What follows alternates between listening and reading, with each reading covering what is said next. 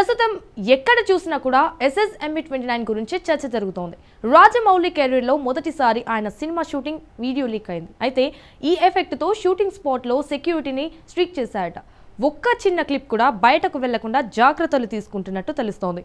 ఈ video leak అయినప్పటి నుంచి కథ ఇదే అంటూ నానా రకాలుగా న్యూస్ వైరల్ చేస్తున్నారు. ఇంతకీ ఈ సినిమా కథ ఏంటో తెలుసుకుందాం. కథ విషయానికొస్తే కొందరేమో గుప్త నిధుల కోసం మహేష్ బాబును విలన్ అడవులకు పంపిస్తాడని అంటున్నారు. అందుకే విలన్ ముందు అలా మొకరిల్లాడంటూ ప్రచారం చేస్తున్నారు.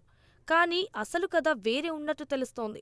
ఈ కథ కాశీ నుంచి మొదలై చివరకు అడవులకు చేరుకుంటుందట. ఈ మధ్యనే హైదరాబాద్లో కాశీ సెట్కు సంబంధించిన ఫోటోలు సోషల్ మీడియాలో తెగ వైరల్ అయ్యాయి. అక్కడే కథకు మూలముందట. ఈ కాశీ సెట్ దాదాపు పూర్తి అయింది. త్వరలోనే ఇందులో షూటింగ్ స్టార్ట్ చేస్తారు. ఈ కాశీ నుంచి మహేష్ అడవులకు ఎందుకు వెళ్తాడనేది కీలకమైన ఫ్లాష్ బ్యాక్లు చూపిస్తారట. రామాయణంలో హనుమంతుడి పాత్రను స్ఫూర్తిగా తీసుకుని విజయేంద్ర ప్రసాద్ ఈ కథను రాసుకున్నట్టు సమాచారం. ఈ కథలో మహేష్ బాబు ఇచ్చిన మాట కోసమే అడవుల బాట పడతాడని తెలుస్తోంది.